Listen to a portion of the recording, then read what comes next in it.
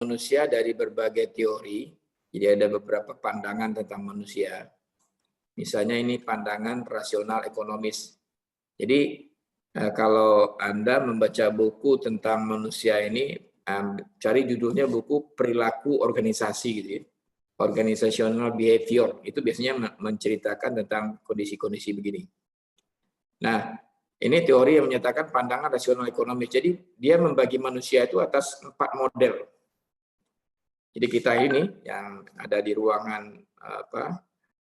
Maya ini, ada 4 model. Model pertama adalah asumsi rasional ekonomis.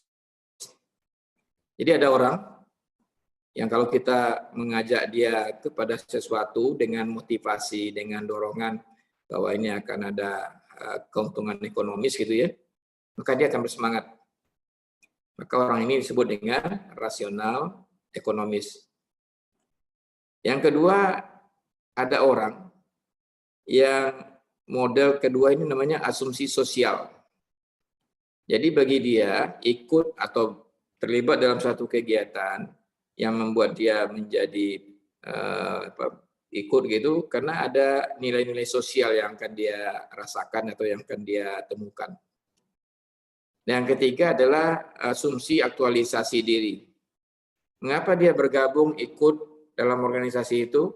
Karena dia punya kesempatan eksistensi dirinya.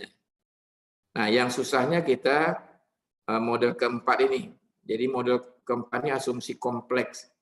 Kompleks itu artinya bisa saja dia satu ketika ekonomis, satu ketika lagi sosial, atau di lain ketika dia sebagai aktualisasi diri. Nah, ini orang seperti ini kayaknya susah kita untuk mengenalnya kalau kita tidak terlalu dekat atau tidak terlalu memperhatikan dia. Ya.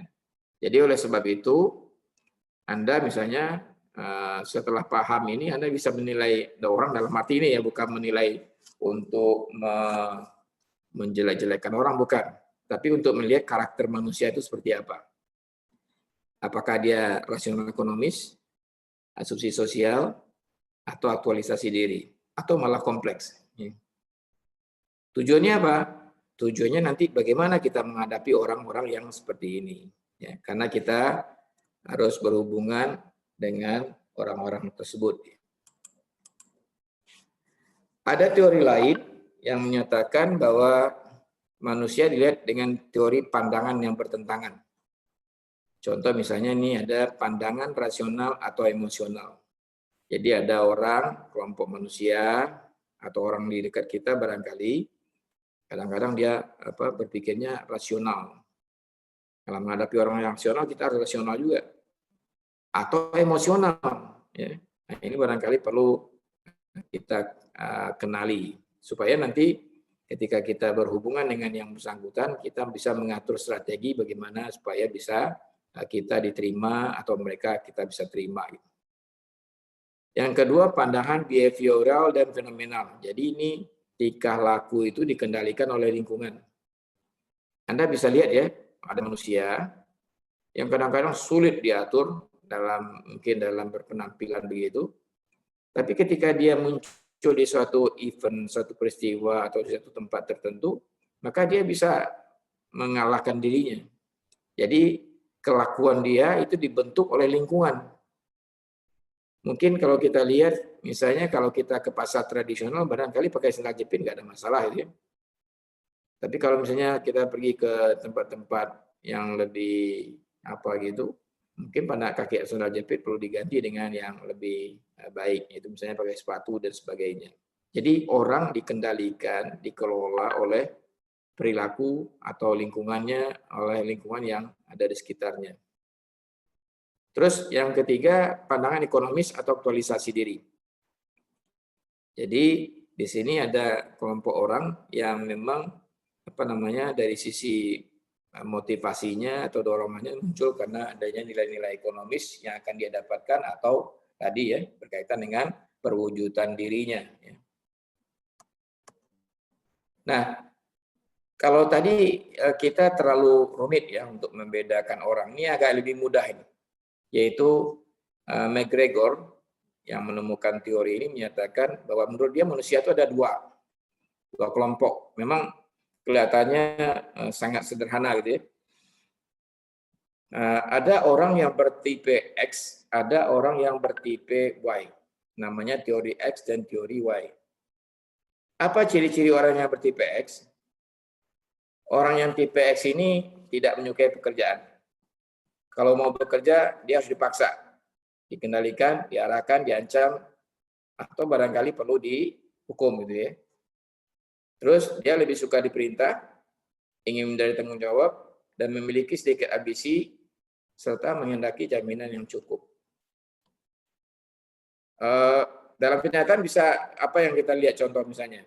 Anda mungkin praktek gitu ya. Lagi praktek itu ada, lihat aja teman Anda.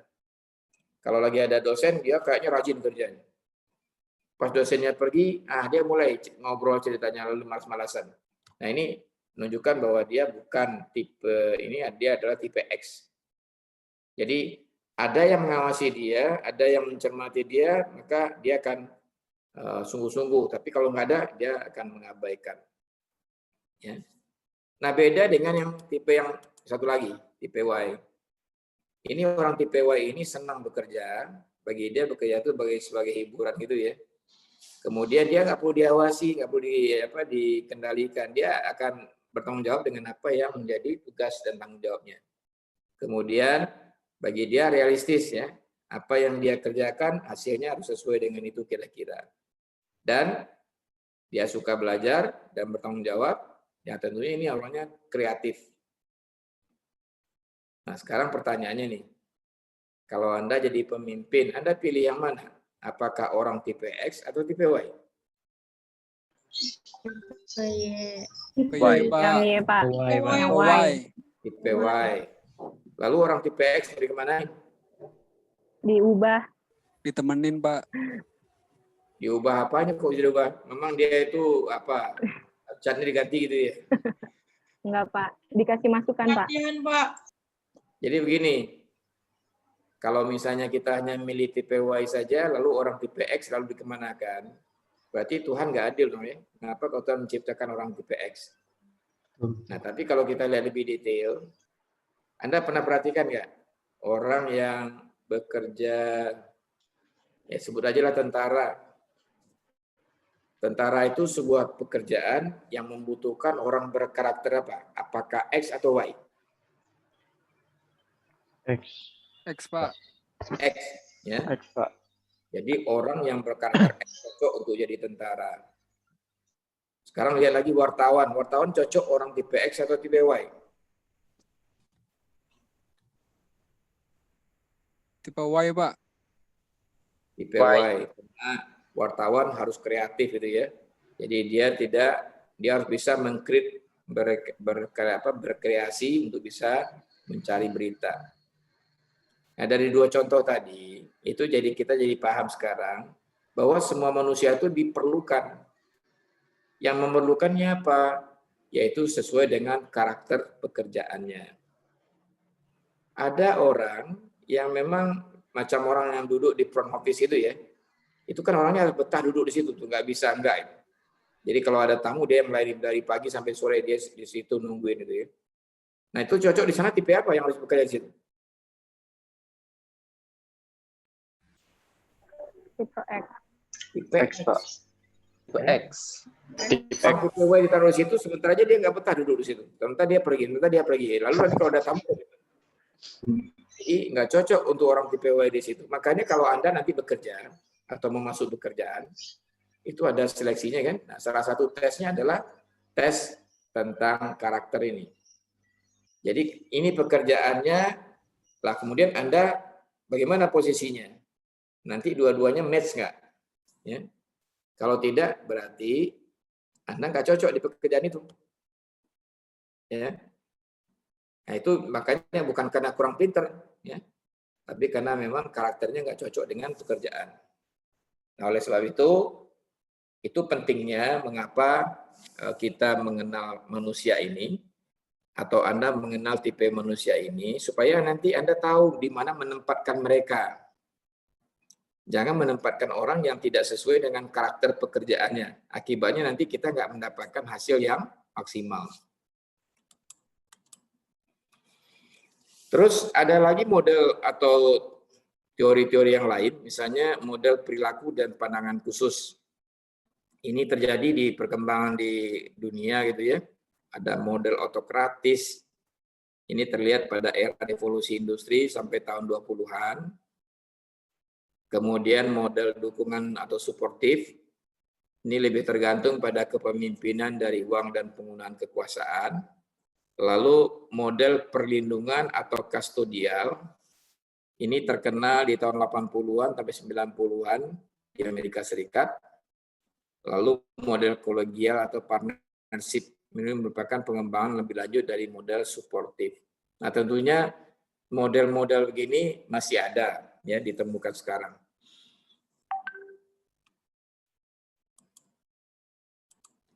Nah, sekarang kita berlanjut motivasi. Apa itu motivasi? Ya. Kita mulai dari istilah motif. Motif adalah keadaan dalam diri seseorang atau disebut juga dengan inner state yang mendorong, mengaktifkan, dan menggerakkan, dan yang mengarahkan, menyalurkan perilaku ke arah tujuan. Jadi, mengapa seorang melakukan itu disebut pasti ada motifnya. Ya, pasti ada motifnya. Makanya kalau dalam suatu kasus kriminal gitu ya, misalnya terjadi pembunuhan, maka yang ditanya, apa motif dari pembunuh itu? Karena itulah yang menggerakkan dia untuk melakukan itu. Ya. Mungkin barangkali kalau bahasa agamanya niatnya apa sih gitu ya. Jadi ini motif mirip-mirip dengan niat gitu. Terus apa itu motivasi? Motivasi adalah istilah umum yang mencakup keseluruhan golongan dorongan, keinginan, dan daya yang sejenis. Jadi semua yang menyebabkan sesuatu atau orang itu terdorong, maka itu disebut dengan motivasi. Sedangkan motivator adalah hal-hal yang menyebabkan seseorang untuk melakukan sesuatu. Misalnya di sini gaji. Kenapa orang makan senang bekerja di situ? Karena gajinya. Kenapa orang dia senang bekerja di situ? Karena jabatannya. Atau dia senang karena di depan pintunya ada papan nama. Atau dia senang kenapa? Karena ada pengakuan dari rekan kerja. Dan lain-lain. Jadi ini semua bentuk motivator. Ya. Orang menggambarkan begini, kuda gitu ya, dikasih rumput di depannya, digantung rumput di depannya, maka dia akan mengejar rumput tadi. Nah itu nggak akan berhenti dia bekerja, karena dia ingin termotivasi karena adanya makanan di depan mulut dia.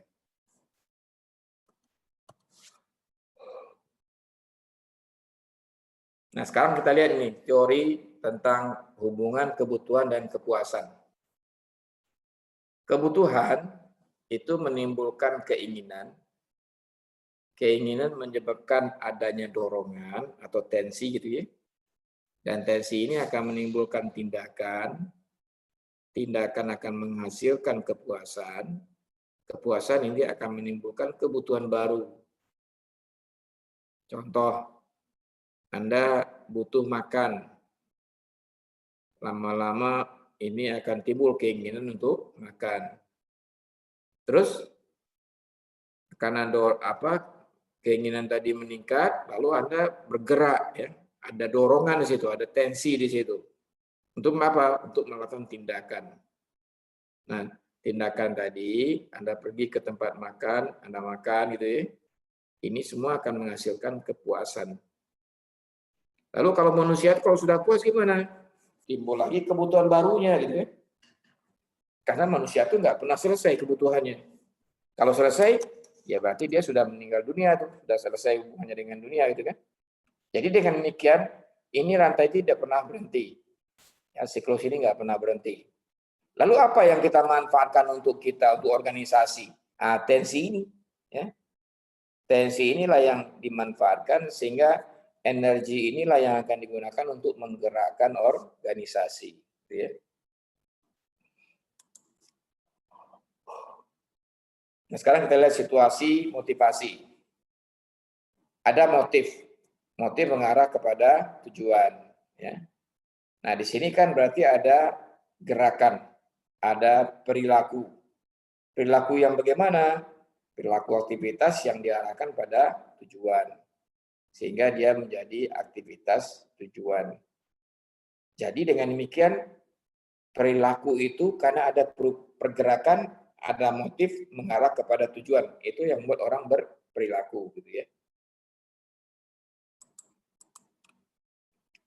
Motif juga bisa diartikan sebagai kebutuhan, keinginan, dorongan, gerak hati dalam diri seseorang yang diarahkan pada tujuan dan dapat berada dalam alam sadar atau bawah sadar. Dan ini merupakan adalah ikhwalnya mengapanya perilaku. Jadi Anda bergerak, tadi ada dorongan, ya, Anda melakukan sesuatu, itu semuanya karena apa? Karena motif. Ya. Nah, oleh karena tadi kalau memang ada motif, nah motifnya motif apa? Dan biasanya hakim kalau menghukum, ya lihat dari motifnya. Kalau ada pembunuhan orang yang menyatakan dia nggak punya motif, ya itu kan berarti beban hukumannya nggak akan seberat kalau dia punya motif. Contoh misalnya, dia punya motif ingin membunuh orang, maka dia akan punya persiapan. Diasah pisaunya barangkali atau senjatanya, kemudian disiapkan, dibuat rencana dan sebagainya, itu namanya dia punya motif untuk membunuh gitu kan. Bukan karena tidak sengaja. Kalau tidak sengaja itu misalnya ada seseorang ya pergi jalan lalu dihadang oleh preman atau apa terus dia ngelawan gitu kan. Nah, itu dalam rangka dia membela diri. Nah, untuk itu kalau terjadi misalnya meninggal salah satunya, maka si orang yang diganggu tadi itu tidak akan kena hukuman motif pembunuhan berencana. Tapi itu tadi ya, tidak bukan direncanakan. Nah, itulah sebabnya menilai sesuatu itu adalah dasarnya dari sisi motif. Kalau bahasa kita tadi apa? Dari sisi niat. Apa niatnya apa? Tadi kita bicara kebutuhan. Tentunya kebutuhan manusia ya. Maka banyak juga teori tentang kebutuhan ini. Tapi teori yang paling populer disebut dengan hierarki kebutuhan menurut Maslow. Jadi Maslow menyatakan bahwa kebutuhan manusia itu ada 5 hierarkinya. Tapi hierarki ini bukan menunjukkan kalau kebutuhan pertama terpenuhi, yang kedua baru dia meningkat, kedua terpenuhi baru meningkat, ketiga bukan. Tapi ini adalah kira-kira setiap manusia punya 5 kebutuhan ini, yaitu kebutuhan fisiologis, kebutuhan akan rasa aman, kebutuhan afiliasi atau akseptansi, kebutuhan penghargaan, dan kebutuhan perwujudan diri. Kebutuhan fisiologis itu kiranya apa sih? Makan, rumah, kendaraan gitu ya. Itu fisiologis, ya, fisik. Ya. Lalu kebutuhan akan rasa aman apa? Ya semua orang merasa pengen aman nih, pengen nggak usah diganggu, nggak terganggu, dan kemudian mereka bisa melaksanakan apa yang direncanakan dengan tenang tanpa ada gangguan-gangguan. Jadi ini timbulnya kapan? Nah, itu tergantung nanti pada saat dia menghadapi situasi. Ya. Tapi bukan berarti setelah kebutuhan fisiologis terpenuhi loncat ke kebutuhan makan rasa aman, belum tentu. Gitu. Terus berikutnya adalah kebutuhan afiliasi dan akseptansi. Kebutuhan untuk bisa bergabung dengan kelompok atau dengan golongan tertentu, atau bisa diterima di dalam kelompok tadi.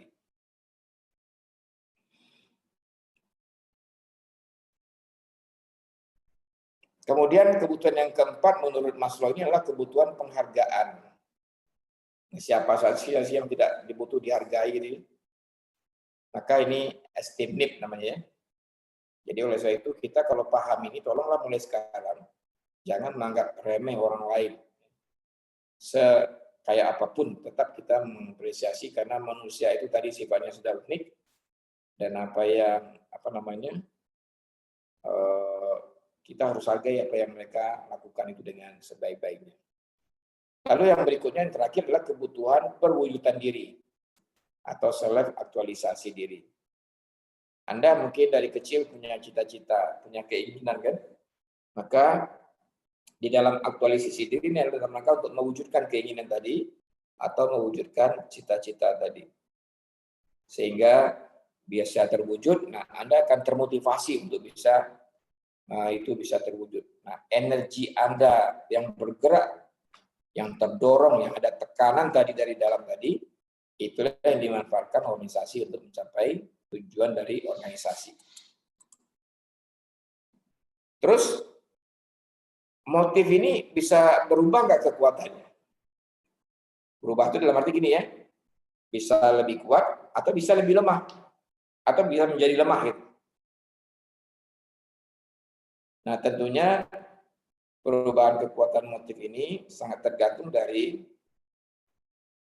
susunan kebutuhan ya, tidak mengikuti hierarki. Jadi tadi saya sampaikan dari kebutuhan fisiologis belum tentu loncatnya ke security, bisa saja loncatnya ke akseptan atau ke aktualisasi diri. Pertanyaan itu, pertanyaan gimana? Kok bisa begitu?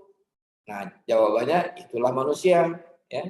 Saking uniknya manusia, mereka sepertinya sulit untuk apa istilahnya, dipetakan dari sini mau kemana dia gitu. Makanya disebut di sini susunan kebutuhan tidak mengikuti hierarki tadi. Lalu motif akan berubah kekuatannya kalau kebutuhannya dipenuhi. Misalnya gini ya, Anda tadi begitu bersemangat mau ke kantin karena pengen makan gitu ya. Tapi tiba-tiba ada makanan ditaruh di meja, lalu Anda silakan disuruh makan, Anda makan. Kira-kira keinginan ke kantin masih akan kuat juga nggak untuk ke kantin? Nah, tentu di sini sudah mulai menurun gitu ya. Kenapa? Karena sudah dipuasi kebutuhannya. Terus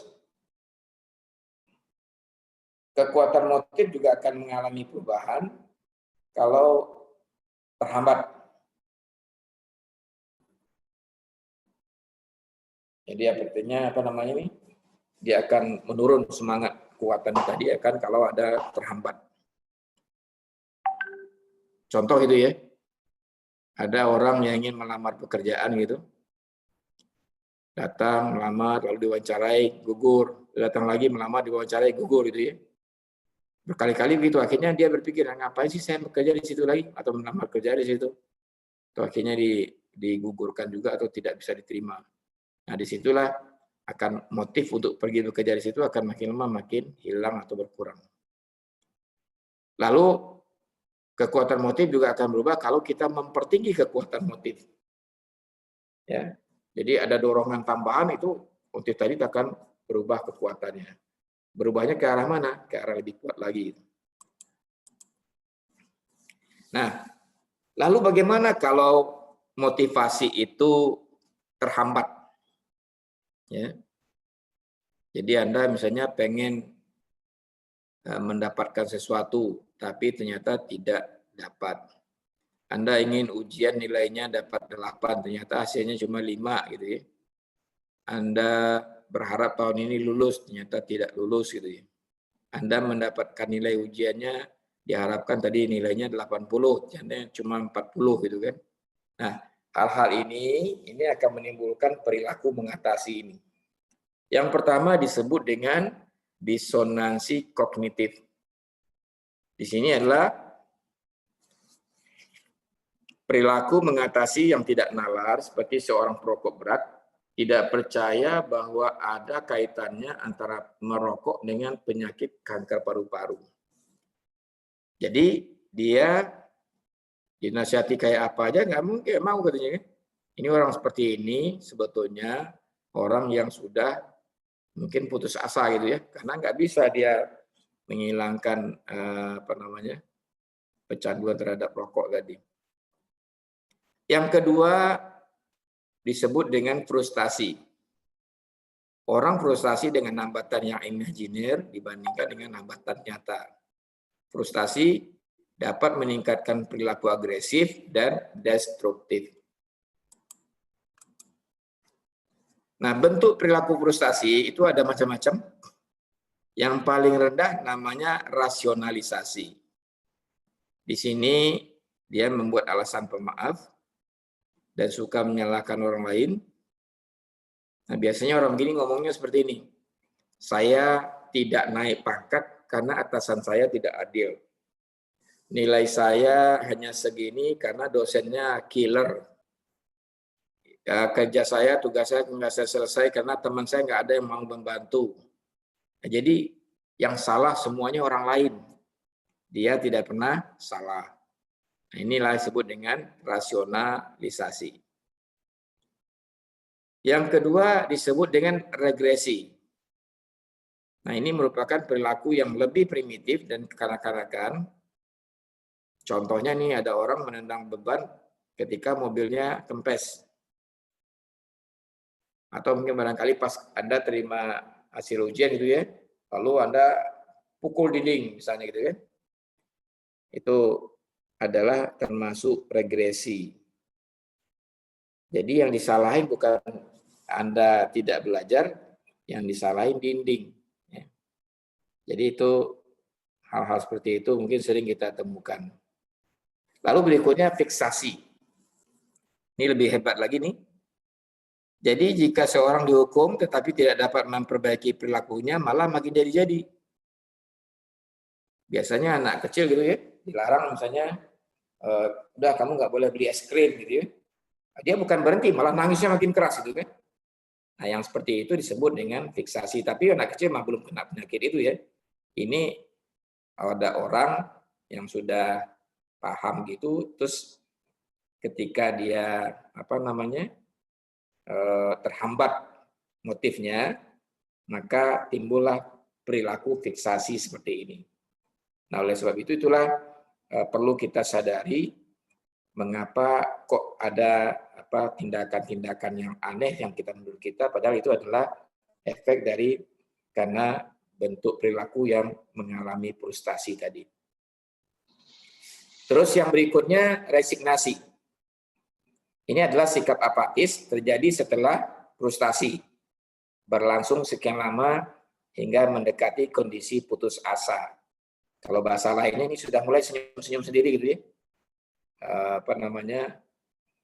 Terus ketawa-ketawa, ngomong sendiri, macam-macam lah. Di mana tindakannya mulai aneh-aneh gitu ya. Jadi ini bahaya penyakit frustasi itu kira-kira begitu. Yang paling rendah rasionalisasi, yang paling berat itu adalah resignasi. Nah, berikutnya kita bicara unsur pokok organisasi, tapi sebelumnya mungkin ada pertanyaan, silakan kalau ada pertanyaan. Belum, Pak. Belum.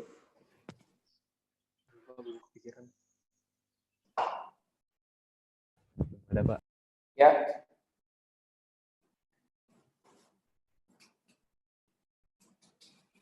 Nggak ada?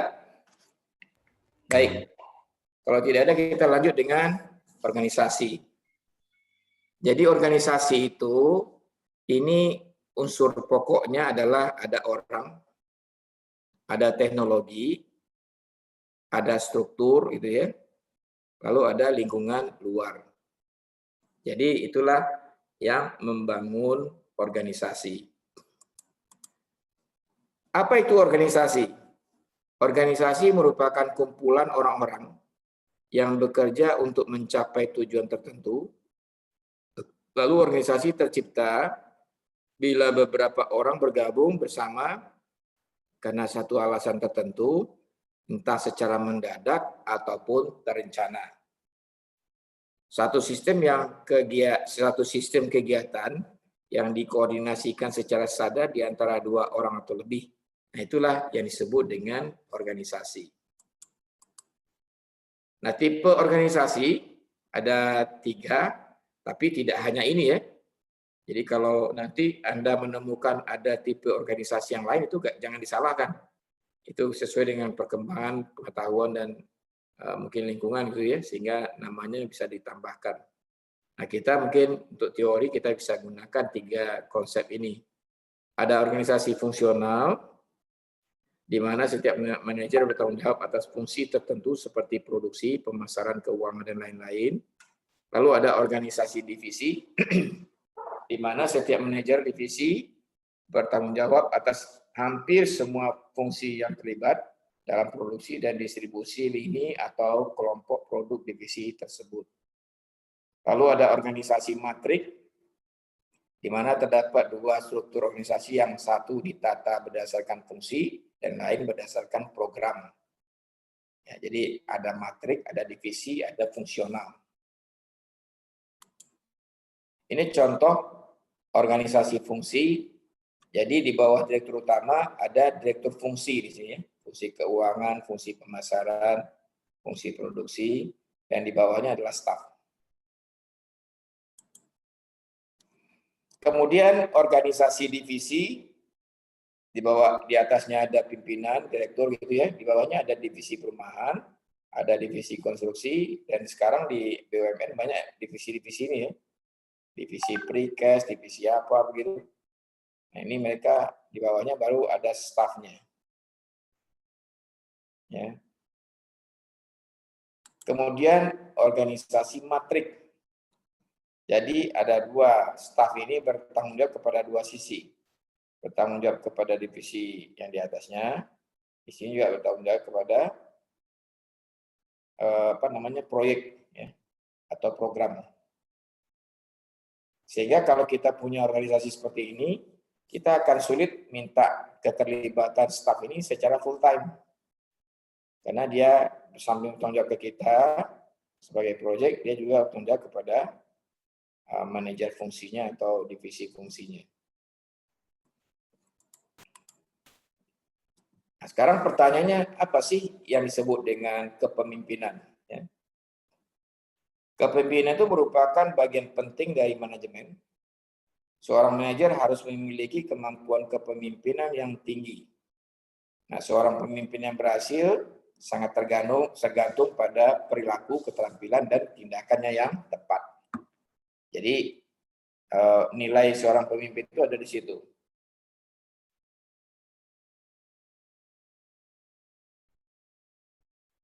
Kemudian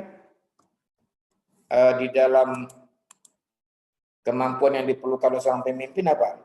Jadi kalau kita jadi pemimpin, maka kita perlu kemampuan seperti ini. Yang pertama apa? Yaitu kemampuan mempunyai karakter integritas yang tinggi. Integrity of character. Saya contohkan begini. Anda mungkin di semester 1 jadi kelas 2 gedung 1 gitu ya. Nanti di semester 2, semester 3 dan seterusnya bertahan di kelas ini. Lalu ketika Anda di semester 3, Anda diangkat jadi ketua himpunan hima misalnya. Nah, ketika Anda sudah jadi hima, Anda nggak bisa lagi menyatakan saya ini adalah orang 2G2 gitu ya, atau 2G1. Saya adalah ketua hima atau saya ketua himpunan mahasiswa teknik sipil. Artinya berpikirnya sudah mulai lebih luas, bukan hanya di skop kelas 3G2 itu. Ya, itu yang dimaksud dengan integritas. Atau contoh yang paling ini adalah gini. Ketika mungkin presiden belum kan pemilihnya ada dua ya, ada Prabowo, ada Jokowi gitu kan. Nah, ketika pemilihan kan masing-masing punya persentase suara. Misalnya 50%, 50%, misalnya begitulah. Nah, ketika yang terpilih adalah Jokowi misalnya, maka kalau dia harus memimpin, dia punya integritas of karakter ini. Artinya apa? Bahwa dia tidak hanya memimpin orang-orang yang memilih dia, tapi dia juga memimpin orang yang ada di negara atau di wilayah ini. Walaupun dia selama ini mungkin barangkali mendukung calon yang lain. Itu disebut dengan integritas. Jadi jangan Anda bersikap parsial lagi, tapi harus bersikap secara integral tadi. Yang kedua, seorang pemimpin itu harus mampu untuk bekerja sama, teamwork ability. Kenapa? Karena dalam konsep kepemimpinan, itu pemimpin itu tidak akan berhasil kalau tidak ada orang, tidak ada resource atau tidak ada yang membantu dia. Seorang pemimpin nggak bisa sendirian untuk melakukan pekerjaan, dia harus punya orang lain. Nah, tugasnya apa? Yaitu mengkoordinasikan orang-orang atau resource tadi. Makanya perlu si pemimpin mengembangkan sikap untuk bekerja sama atau teamwork ability tadi. Terus yang ketiga, kemampuan untuk memecahkan masalah atau problem solving ability. Jadi kalau sebagai seorang pemimpin, itu kita harus mampu memecahkan masalah. Bukan berarti hanya kita yang memecahkan masalah, tapi strateginya bagaimana memecahkan masalah itu ya kita yang menginisiasikan. Jadi jangan orang bawa masalah ke kita bilang, oh jangan, saya nggak ngerti itu bukan urusan saya. Oh silakan urusan lain itu, jangan urusan saya. Jangan begitu. Kalau Anda sudah tahu Anda sebagai pemimpin, Anda harus punya kemampuan untuk menyelesaikan masalah. Walaupun menyelesaikannya bukan karena Anda, tapi karena orang lain. Misalnya Anda tanya si A, tanya si B, tanya si C. Bagaimana pendapat mereka? Lalu Anda yang putuskan. Kemampuan itulah yang harus dimiliki oleh seorang pemimpin. Terus, disiplin mental. Ini penting ini ya. Masih banyak sampai saat ini orang, kalau dalam misalnya contoh rapat aja. Diundang jam 8, datangnya baru jam 8:04. Acara jam setengah 10, datangnya baru jam 10 kurang 1/4. Jadi kebiasaan disiplin yang seperti itu tidak bagus untuk seorang pemimpin. Tapi pemimpin memberi contoh, dia yang duluan, dia yang melaksanakan, dia yang menunggu orang dan sebagainya gitu ya. Terus seorang pemimpin harus punya emotional maturity, nggak cengeng. Ya. Dia harus dewasa, mungkin barangkali tidak mudah tersinggung juga. Ya. Kedewasaan ini penting. Tidak mudah marah-marah gitu ya, nggak mudah misalnya mengklaim atau membalikkan sesuatu untuk menolak dan sebagainya. Tapi tenang aja, ya. Emotional maturity. Terus seorang pemimpin harus antusias. Ini ibaratnya gini. Ada orang naik pesawat melintasi badai. Nah, terus pilot ditanya sama penumpang, Mas pilot, Anda udah biasa belum lewat daerah-daerah seperti ini? Daerah yang penuh badai begini. Kata si pilot, udah tenang aja Pak, beres katanya kan. Nah, lama setelah itu pesawatnya jatuh. Sampai di bawah, betul selamat semua kan, ditanya sama si penumpang. Betul, Bapak udah biasa melalui daerah seperti tadi. Di situ dia ngaku, enggak, saya baru kali ini katanya kan. Sikap dia yang pertama tadi itu adalah sikap antusias. Ya. Jadi kalau seorang pemimpin antusias, penumpangnya atau anggotanya juga senang, tenang. Coba kalau tadi si pilot ditanya, Pak pilot gimana nih masuk ke daerah seperti ini gimana? Pak udah biasa belum? Dia bilang, aduh Pak maaf ini baru kali ini nih. Saya nggak biasa masuk daerah seperti ini. Lalu apa respon orang penumpang? Tentu mencari payung terjun, lalu masang, lalu lompat keluar. Takut kenapa? Karena si pilot menyatakan ini baru sekali ini dia mengalami seperti itu. Badai padahal kencang dan sebagainya. Jadi kita harus antusias. Kalau orang bilang ini negeri ini akan masuk resesi, kalau seorang pemimpin bilangnya nggak apa-apa, kita yang penting semangat. Kita akan bertahan dan kita akan jaga bagaimana supaya krisis ini tidak mengganggu ekonomi kita. Walaupun mungkin akibat dari itu si pemimpin tadi tunggang-langgang bekerja gitu ya siang malam untuk bagaimana mengendalikan inflasi tadi. Nah itulah sebetulnya sikap antusias tadi. Karena dalam keadaan susah kalau yang antusias itu pemimpinnya tidak antusias, nah yang lain moralnya jatuh gitu ya. Kalau itu perang, dia udah kalah dulu sebelum perang. Kemudian berikutnya dapat membaca maksud orang lain atau people witness. Jadi Anda kalau misalnya sebagai seorang site manager atau project manager, datang orang kepada Anda, belum aja ngomong, orang Anda udah tahu ini maksudnya apa nih orang. Nah itu dari mana taunya? Itu dari penampilan mereka. Ada orang datang gosok-gosok tangan itu, aduh sampai senyum-senyum gitu ya. Maaf mas, saya begini, begini, begini. Nah itu tahu, ini mau minjam uang ini sebelum cash bond lagi ini kan. Atau dia garu-garu kepala, atau pokoknya ada aja gerakan-gerakan yang membuat kita paham ini maksudnya apa. Dan tentunya itu baru bisa ditangkap kapan? Kalau sudah terbiasa. Jadi Anda sudah terbiasa mengenal perubahan-perubahan seperti itu atau gaya-gaya seperti itu sehingga Anda lama-lama tahu ini pasti ke sini arahnya, ini pasti ke sini arahnya gitu. Nah, itulah yang disebut dengan dapat membaca maksud orang lain. Kemudian ingin tahu, nah kita ini tidak super ya. Anda jurusan teknik sipil, bidangnya konstruksi bangunan. Kemudian nanti Anda bekerja di kontraktor. Yang namanya di bangunan kan kita nggak akan hanya mengerjakan beton, besi saja kan. Tapi Anda juga mengerjakan mekanikal dan elektrikal. Maka sebagai seorang manajer proyek atau site manager, Anda harus belajar itu bagaimana karakter pekerjaan-pekerjaan yang lain itu. Agar apa? Agar nanti bisa dikoordinasikan dengan pekerjaan sipilnya. Ya. Jadi jangan Anda bilang, oh maaf, bukan urusan saya itu, mekanika urusan orang lain. Nggak bisa begitu. Ya.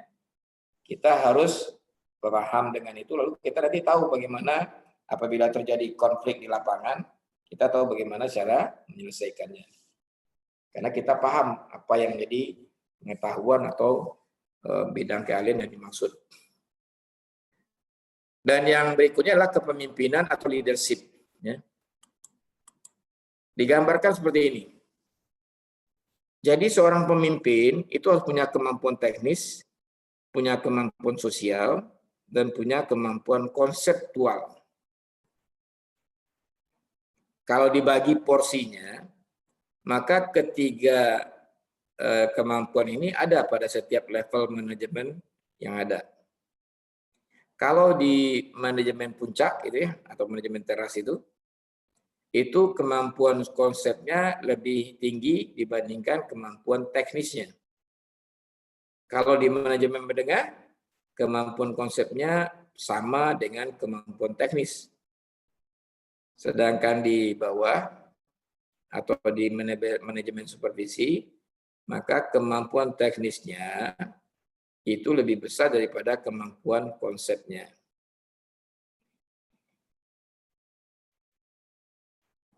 Nah, apa yang sama di sini? Yang sama itu adalah kemampuan sosial. Jadi, konseptual skill dan technical skill itu sesuai dengan hierarki tadi, tapi kemampuan sosial sama di semua level. Apa yang dimaksud dengan kemampuan sosial? Yaitu pemahaman perilaku masa lalu. Jadi Anda gitu ya, Anda seorang manajer, baik site manager maupun project manager, ketika Anda menerima staf yang direkrut, maka yang Anda perlu pahami siapa dia di masa lalu. Dari mana kita bisa lihat itu? Dari mana kita bisa lihat kemampuan perilaku masa lalu ini?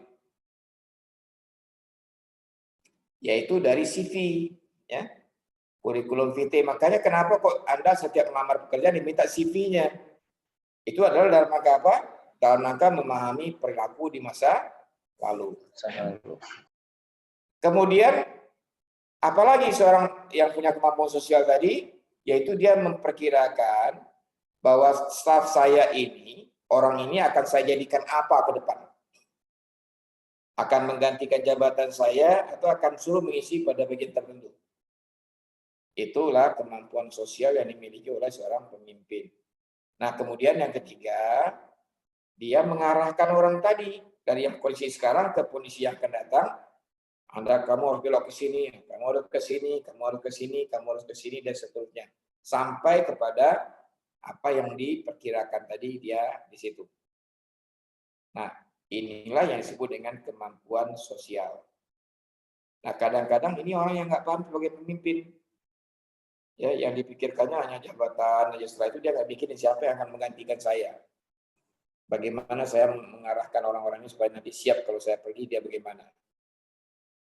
Nah, inilah kelemahan kadang-kadang mengarahkan, mengubah dan mengendalikan perilaku ini sulit. Padahal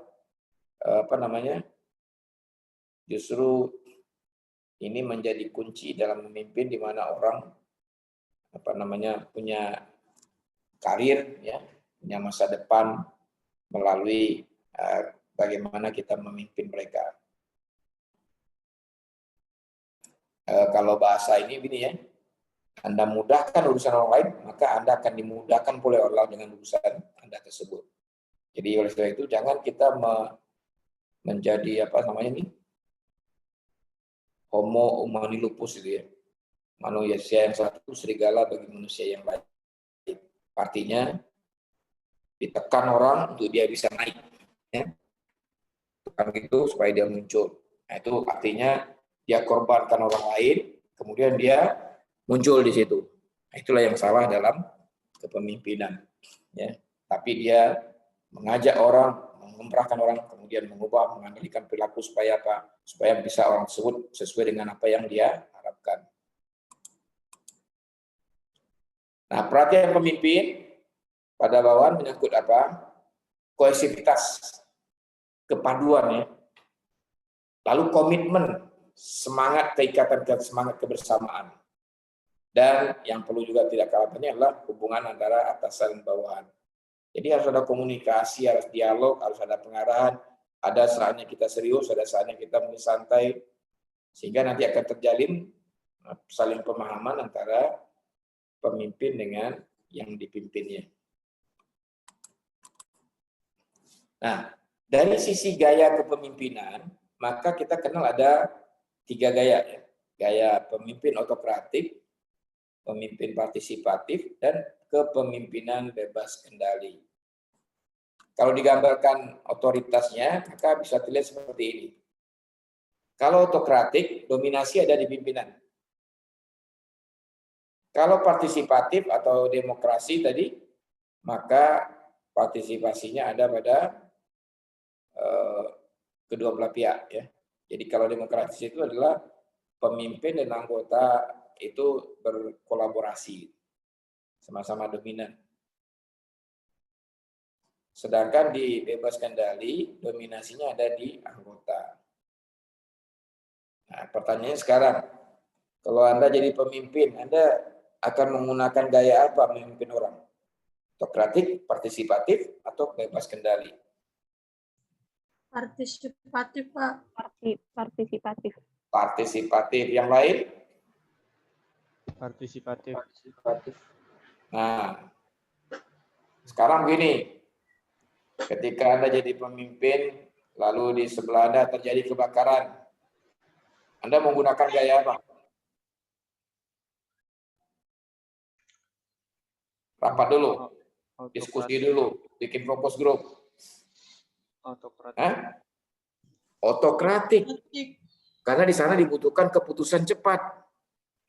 Kalau dibicarakan dulu, didiskusikan dulu, udah telat, ya.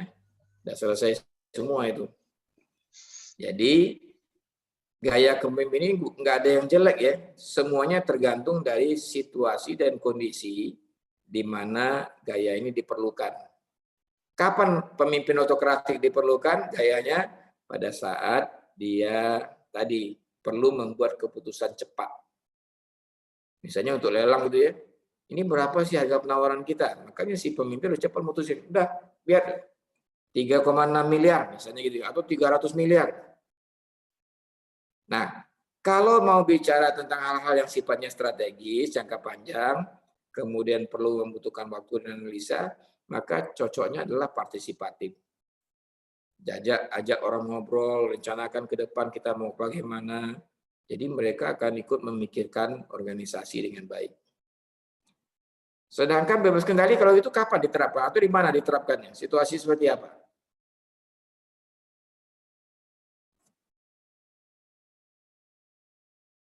Nah, ini misalnya gini. Di akhir tahun kan perusahaan tuh punya namanya CIR itu ya, atau barangkali punya dana untuk rekreasi lah kepada seluruh anggota perusahaan. Nah, di dalam hal memutuskan kita mau kemana, nah itu makanya gunakanlah cara bebas kendali. Serahkan kepada anggota untuk mengusulkan, nanti kita terima, lalu kita seleksi dari yang sudah diterima itu tadi. Nah, itulah yang saya sampaikan bahwa ketiga gaya ini baik, ya. Oleh itu kita menggunakannya di mana dia diperlukan. Nah, kemampuan itulah yang harus dimiliki oleh seorang project manager atau set manager. Pemimpin masa depan itu teknologi memaksa orang belajar bareng dan berkomunikasi baru. Organisasi harus mengikuti perubahan. Perubahan terjadi hampir di mana saja pada saat yang sama. Nah, ini harus kita sadari itu ya, bahwa hidup ini berubah. Dan termasuk teknologi berubah. Contohnya saja nih. Dulu kita kenal dengan Samsung berapa gitu kan. Sekarang udah Samsung berapa? 20 atau berapa gitu. Kenapa? Karena teknologinya berubah, kualitas gambar berubah, aksesibilitasnya berubah, dan macam-macam. Lalu kita sebagai seorang pemimpin gimana? Apakah diam begitu saja? Apakah tidak bersiap-siap bagaimana menghadapi perubahan-perubahan tadi? Maka ada 4 hal yang sederhana yang harus dipikirkan seorang pemimpin. Yang pertama, pemimpin harus mempunyai pengikut. Jadi jangan memimpin tapi nggak ada yang ngikut gitu ya. Itu namanya bukan pemimpin itu. Jadi pemimpin harus ada pengikutnya. Pemimpin adalah orang yang menggugah pengikutnya melakukan hal yang besar. Kemudian pemimpin bukan mencapai popularitas tapi menghasilkan. Ya. Lalu pemimpin itu nyata orang yang memberi teladan. Makanya di Indonesia terkenal tuh yang namanya Tut Wuri Handayani, Ing Madio Mangunkarso, Ing apa lagi? Ingarso Sungtulodo. Ingarso Sungtulodo. Jadi kalau dia di belakang, di depan bagaimana, kalau dia di tengah seperti apa, kalau dia di belakang bagaimana, itu ada tuntunannya di budaya kita itu. Yang dikembangkan, yang diinikan oleh Bapak Pendidikan Nasional Hos Cokroaminoto. Nah, teladan seperti itulah yang dibutuhkan dari seorang pemimpin. Ya. Jadi Anda sebagai site manager atau sebagai project manager harus tunjukkan bagaimana teladan itu. Dan kepemimpinan itu adalah tanggung jawab, artinya bukan sebuah rezeki gitu ya. Orang kadang-kadang dapat jabatan lalu pesta dulu. Setelah pesta tidak ada duit lagi, akhirnya korupsi. Udah itu ditangkap pakai baju kuning gitu. Dan ketawa-ketawa lagi. Itu namanya tidak memperhatikan bahwa jabatan itu adalah sebuah tanggung jawab. Nah, sifat-sifat pokok yaitu percaya pada orang lain, semangat besar dalam melaksanakan tugas, pemimpin harus dicintai orang lain sebab cinta dapat menimbulkan rasa hormat dan mengikuti secara sukarela, bukan ditakuti. Jadi lihat Anda misalnya dari jauh orang pernah ketakutan, berarti itu adalah bukan itu yang menjadi sifat pokok dari pemimpin. Tapi tadi ya, keteladanan, maturity, kemudian reference dan sebagainya itu adalah merupakan hal yang penting untuk dibangun dalam kepemimpinan itu. Ada kepemimpinan 3 dimensional, yaitu kepemimpinan dengan penuh keyakinan memasuki masa depan, kemudian pribadi, ya, efektivitas keterampilan pribadi untuk mencapai keunggulan, keseimbangan dan pembaruan terus-menerus, lalu bisnis, ya, pola pikir dan kemampuan yang dibutuhkan untuk mengidentifikasi dan menanggapi tatanan bisnis global. Lalu apa yang menjadi sebab terjadi perubahan? Ya. Jadi di dunia ini nggak ada yang abadi ya. Yang abadi adalah perubahan. Ya, perubahan itulah yang selalu akan terjadi. Pertama, karena adanya teknologi. teknologi memaksa orang belajar cara membuat barang atau berkomunikasi satu sama lain yang sama sekali baru. Ini bisa kita rasakan seperti sekarang ini ya. Mana pernah kita mimpi nih mau belajar melalui hanya melewat udara begini ya. Kita dulu mikirnya belajarnya adalah di ruang kelas, dosennya masuk, mahasiswanya masuk, kemudian kita tiap hari pagi datang, sore pulang gitu kan. Kalau nggak mengajar kita ke perpustakaan dan sebagainya. Nah itu semua sekarang udah nggak ketemu lagi nih.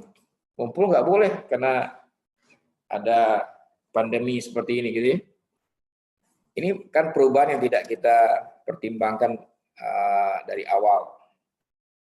Nah sehingga ini menyebabkan salah satu sebab. Kemudian perubahan itu bisa menyebabkan dan bahkan memaksa organisasi lain agar tidak ketinggalan dengan cara melakukan modifikasi barang dan jasa dengan cepat. Kayak kita sekarang ya, kalau dulu kita mengenal kelas. Oh kelas saya di ruangan itu, di gedung apa, dan seterusnya. Kalau sekarang enggak, kita mengenal kelas juga.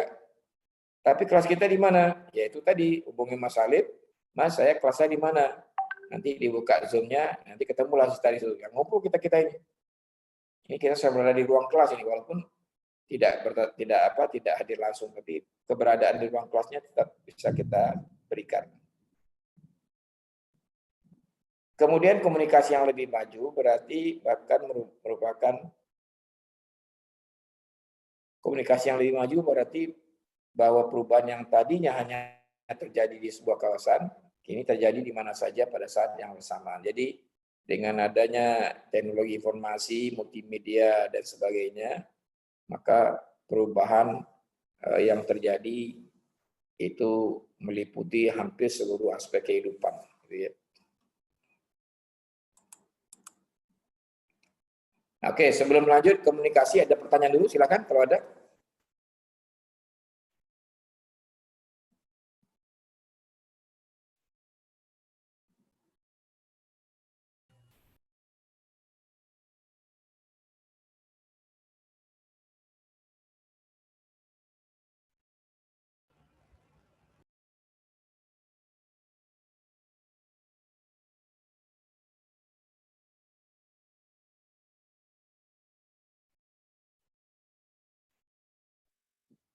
Baik, Pak. Iya, Tidak ada, Pak. nggak ada ya.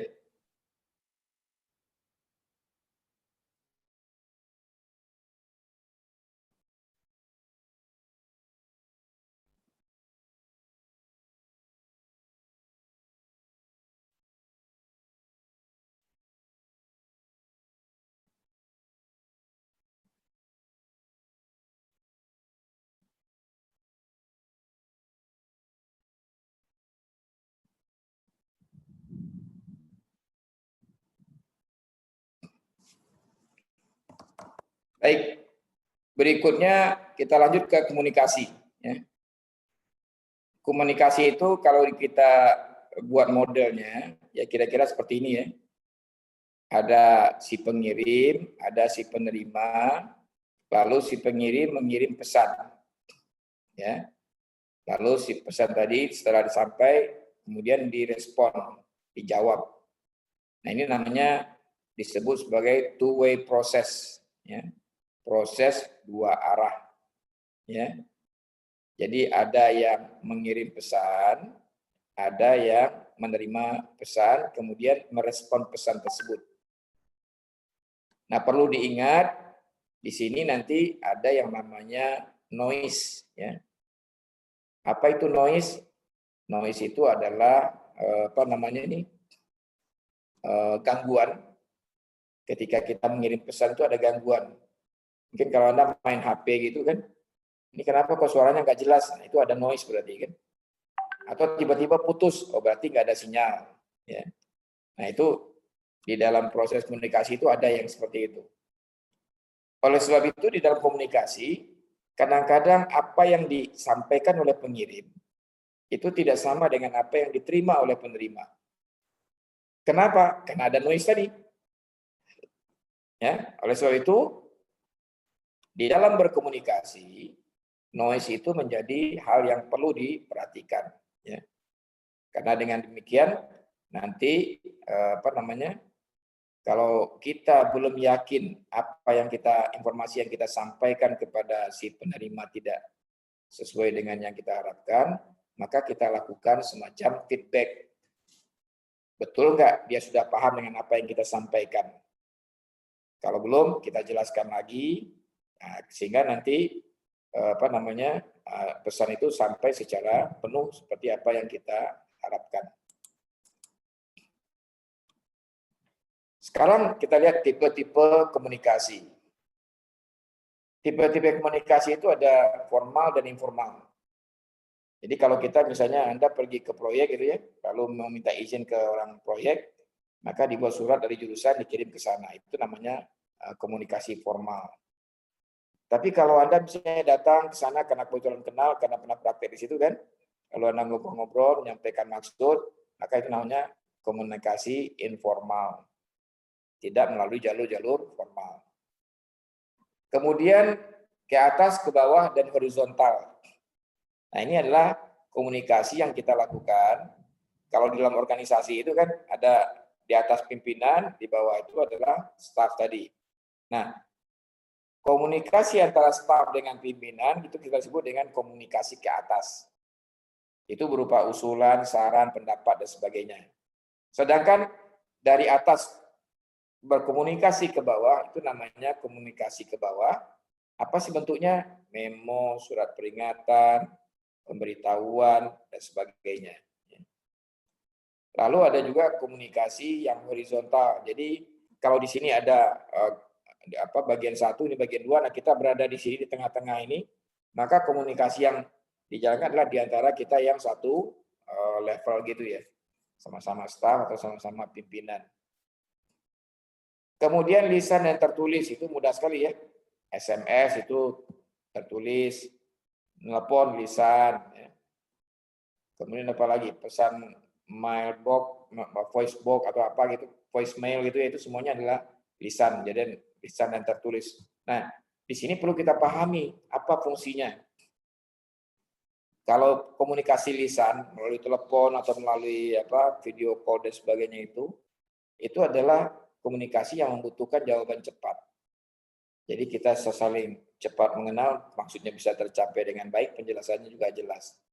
Tapi kalau kita komunikasi tertulis adalah sebagai alat pembuktian, ya, untuk membuktikan bahwa kita sudah melakukan komunikasi dan bukti formalnya ada. Contoh di proyek misalnya gini, si owner bilang tolong tambahkan pekerjaan X gitu ya. Nah, nanti itu merupakan bagian pekerjaan tambah. Kalau itu disampaikan lewat telepon, Anda jangan kerjakan dulu. Lalu yang Anda lakukan adalah bisa disampaikan, Pak maaf tolong di WA saja Pak, saya karena nggak ada sinyalnya nggak bagus. Nah nanti dia tulis, kalau itu tertulis, nah nomor teleponnya juga jelas, maka itu bisa dijadikan alat bukti nanti. Apa yang Anda kerjakan memang diperintah oleh yang bersangkutan. Nah itulah yang bisa jadikan alat bukti nanti. Itu tertulis. Ya. Sedangkan lisan nggak bisa dibuktikan. Karena dia sudah lewat. Kecuali kalau kita rekam gitu ya. Tapi kadang-kadang rekam itu juga nggak dianggap karena takut direkayasa dan sebagainya. Kemudian komunikasi nonverbal. Ya. Ini komunikasi yang tadi kita sampaikan bahwa seorang project manager harus bisa memahami pemikiran orang lain, memahami perilaku orang lain. Ya. Nah ini sama juga.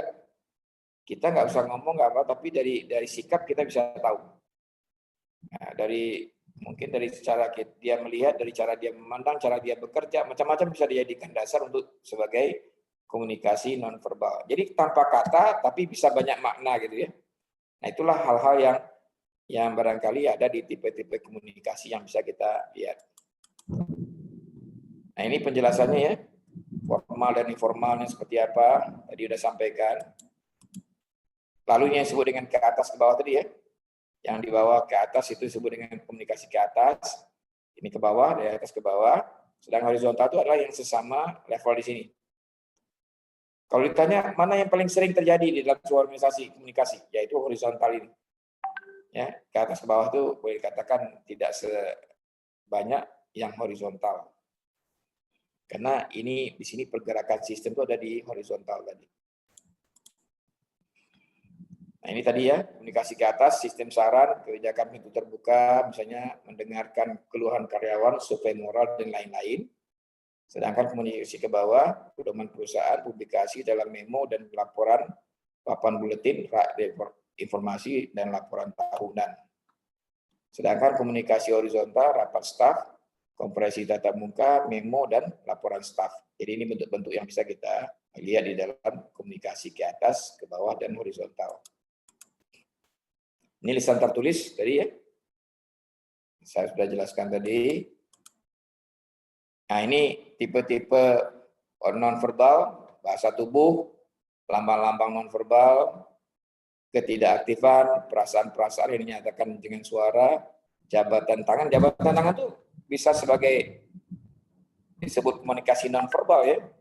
Karena setelah jabatan tangan orang tahu siapa kita. Ya. Karakternya seperti apa, bisa dipercaya atau tidak ini. Ya. Lalu penggunaan waktu. Ya. Penggunaan waktu, jadi artinya ditugaskan dia, tapi nggak dikerja-kerjakan. Artinya dia menunda-nunda pekerjaan itu. Oleh sebab itu, orang seperti itu kita udah tahu ini nggak perlu diharapkan lagi. Kita kerjakan aja sendiri gitu ya. Lalu bagaimana rintangan komunikasi yang efektif? Pertama, persepsi yang berbeda-beda. Ya. Kita bisa lihat misalnya dari sisi saya, ya saya melihat ada misalnya di belakangnya dinding apa gitu ya. Tapi Anda melihat saya, oh ini ada pemandangan di belakang. Ini berarti kita melihat persepsi yang berbeda terhadap ruang kita masing-masing. Nah inilah yang dibutuhkan bagaimana supaya tidak terjadi perbedaan persepsi, maka kita harus saling bertukar informasi tadi. Itulah salah satu ya, rintangan komunikasi yang efektif. Yang kedua, terjemahan yang salah. Mungkin bahasanya kita karena kurang ngerti, akhirnya kita keliru menerjemahkannya. Dibilang tidak, kita bilang iya gitu. Emosi. Jadi jangan emosi dibawa sebagai sebuah ini, dalam diskusi nggak bisa emosi bisa masuk. Anda bisa lihat tuh seperti di acara-acara TV gitu ya. Si pembicara emosi, akhirnya omongannya nggak bisa dipikir, nggak bisa dicerna lagi dengan baik. Gitu. Lalu kecurigaan, ya. Kemudian adanya kebiasaan mendengar yang buruk, artinya nggak mau dengar, hanya mau ngomong saja, tapi orang lain yang disuruh mendengar. Sementara kita nggak mau mendengarkan omongan orang lain. Lalu teknik bertanya yang buruk, kadang-kadang dimaksudnya bertanya tapi tidak kepada materi, tapi kepada pribadi dan lain-lain. Nah, ini juga nggak bagus. Oleh sebab itu, untuk itu dihindarilah komunikasi yang yang tidak efektif ini menjadi efektif. Gitu ya. Lalu bagaimana mendengar secara efektif? Yang jelas setiap orang ingin merasa penting. Jadi kalau saya bicara, saya harap Anda memperhatikan. Lalu kalau Anda bicara, saya memperhatikan. Kenapa? Karena tadi itu semua orang dianggap harus kita anggap penting. Nah, itulah namanya menghargai orang. Orang semua pengen butuh penghargaan. Lalu orang berprestasi lebih baik bila mengetahui orang lain mendengarkan pendapat dan sarannya. Jadi orang akan senang kalau pendapat dan sarannya diterima lalu dilaksanakan. Lalu supervisor yang menggunakan keahlian dalam pengalaman karyawan dan mendapatkannya. Maksud ini adalah bahwa kalau kita ingin memperluas pengetahuan, pengalaman, maka kita bisa menerapkan apa yang dialami oleh karyawan atau pembantu atau staf kita. Jadi pengalaman-pengalaman mereka di tempat lain atau bagaimana itu bisa jadi pembelajaran bagi kita. Lalu perhatian yang diberikan kepada keluhan-keluhan kecil untuk mencegah keluhan-keluhan besar. Jadi supaya jangan sampai terjadi keluhan yang menyebabkan organisasi kita bermasalah, maka jangan ditunggu besar dulu masalahnya. Jadi dari kecil pun kita sudah pertimbangkan. Lalu kemudian supervisor tidak memperoleh semua faktor yang sering mengambil keputusan jelek. Jadi kalau kita membuat keputusan, kita kumpulkan semua faktor yang baik yang ada, lalu baru kita membuat keputusan. Jadi jangan buru-buru. Ya. Karena nanti akhirnya keputusan kita jadi tidak baik. Terus profesor yang tergesa-gesa mengambil keputusan kehilangan penghormatan bawahan tadi itu ya, karena tidak ada mempertimbangkan yang lain, hanya satu sisi aja yang dipertimbangkan. Untuk melakukan pekerjaan mendengar yang baik, profesor harus merencanakan waktu untuk mendengar. Mendengar menuntut perhatian penuh pada pembicara, kebiasaan mendengar, tertanam kuat dalam kepribadian dan kebertalian dengan sifat-sifat kepribadian lain seperti keras kepala, empati, dan lain-lain. Lalu, memperbaiki kebiasaan buruk harus digerakkan oleh diri sendiri. Lalu bagaimana cara kita menanggapi atau dalam cara mendengar tadi?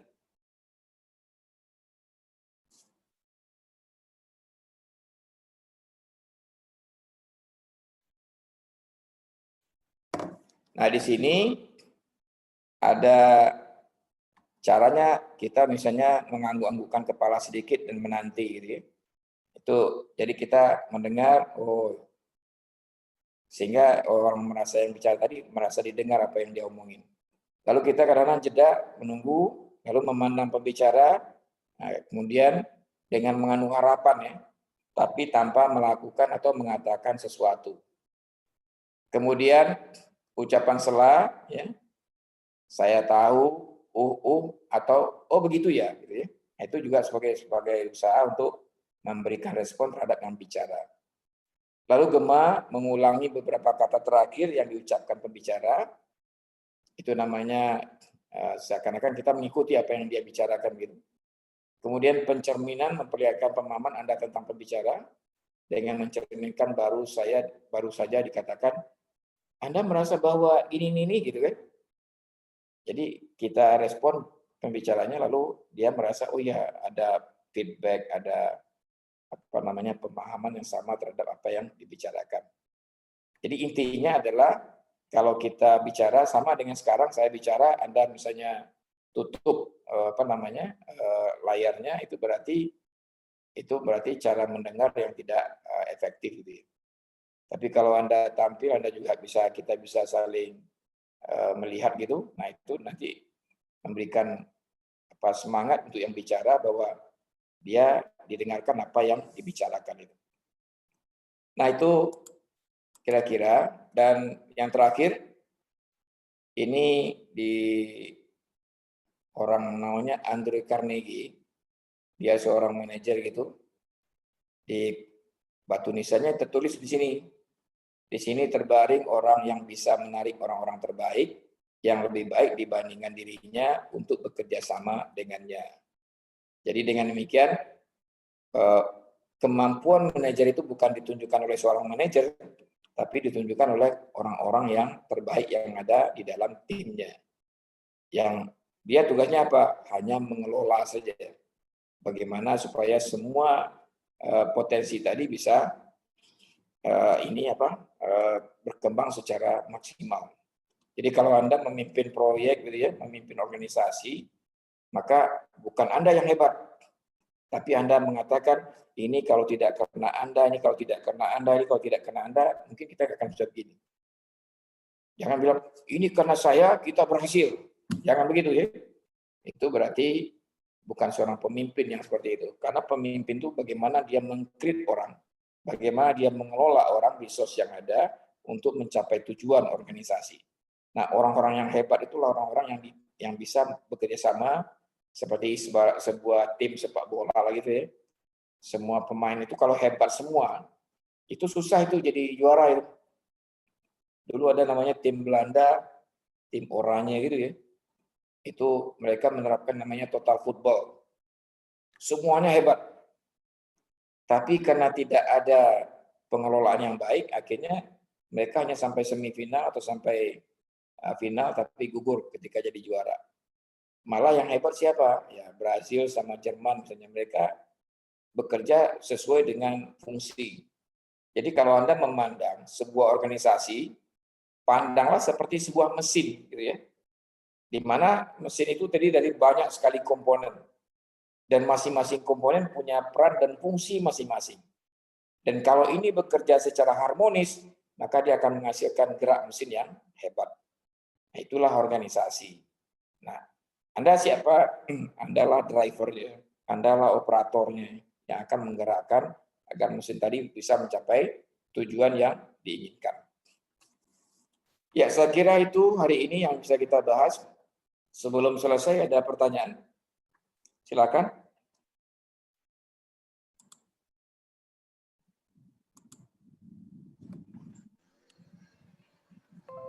Pak, saya mau tanya, Pak. Silakan. Kan kalau misalkan komunikasi nih, Pak, pemimpin sama bawahan, karena kan suka salah persepsi gitu kan ya, Pak.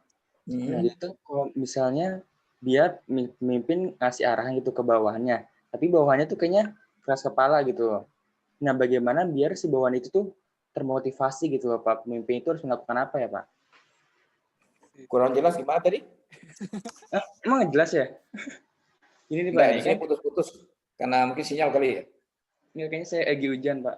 Ya, Gini nih, Pak, nih. Kan misal nih, saya seorang pemimpin. Saya punya bawahan. Nah, itu tuh bawahannya tuh kayaknya nggak sejalan gitu loh, Pak, sama visi misi saya. Nah, udah gitu, kayaknya saya udah ngasih arahan, tapi dia tuh masih nggak mau ngikutin arahan saya. Nah, itu bagaimana biar saya itu melakukan apa, biar bawahannya itu sejalan dengan saya gitu, Pak. itulah makanya kenapa kok sebelum dia kita terima, kita kenal dulu bagaimana dia sebelumnya.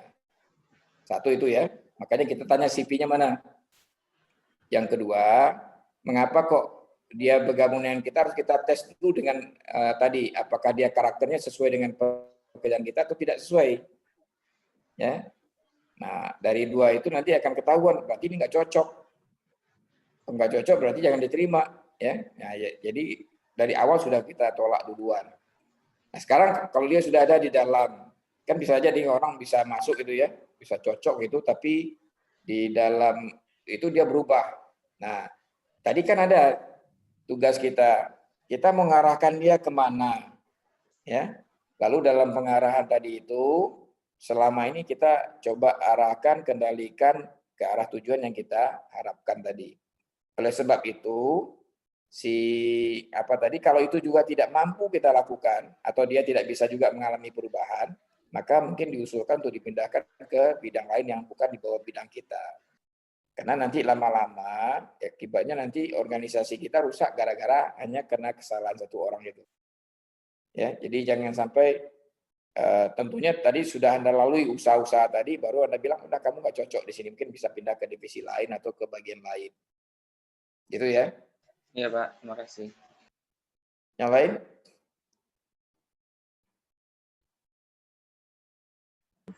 Pak, saya mau nanya. Ya. Kalau misalkan nih Pak, saya seorang bawahan, terus saya punya pemimpin, tapi pemimpin itu nggak percaya gitu sama keahlian saya, jadi dia mengandalkan orang lain daripada saya gitu, misalkan. Jadi begini, tentunya kalau kita bekerja dengan orang lain, nah kita itu kan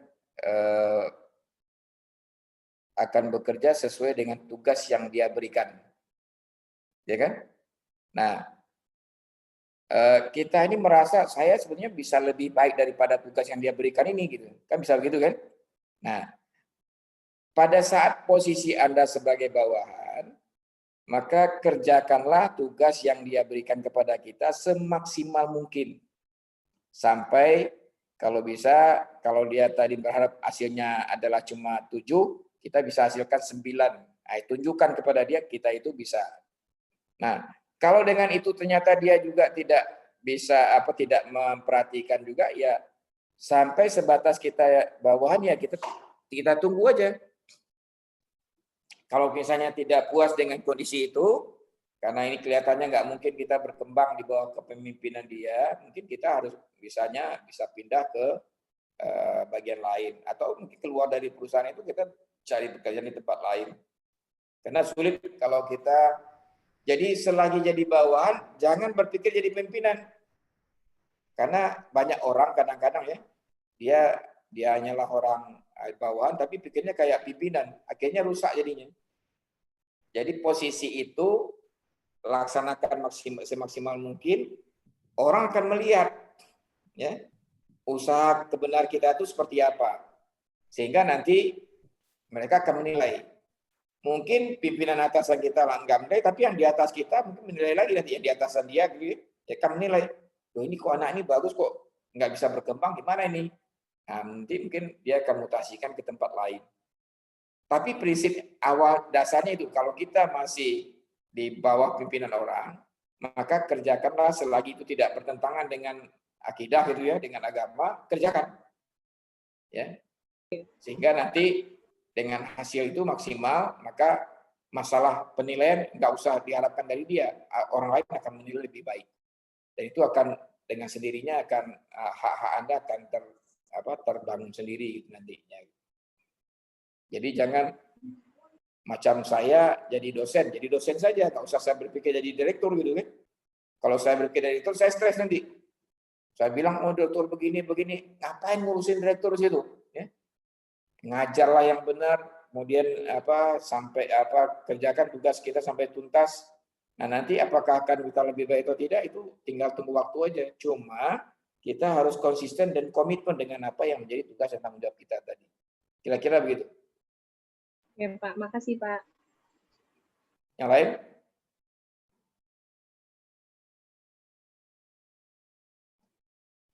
Baik, kalau tidak ada, kemarin tugas itu studi kelayakan proyek ya. Nah, sekarang adalah tugas kedua, tugas pribadi. Artinya bukan tugas kelompok.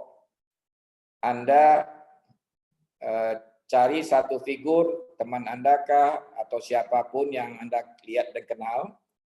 Lalu coba Anda mendeskripsikan karakter orang tersebut. Ya. Dari apa yang sudah kita pelajari tadi. Ya. Anda tulis tentang dia, tapi nggak usah sebut nama dia. Tapi nama Anda tulis di tugas itu ya. Nanti dibuat di kertas A4 gitu, Anda ketik, boleh kirim lalu ke WA saya. Nah, di situ Anda mendeskripsikan misalnya si X atau si Fulan atau siapalah namanya. Nanti Anda jelaskan bagaimana karakter orangnya.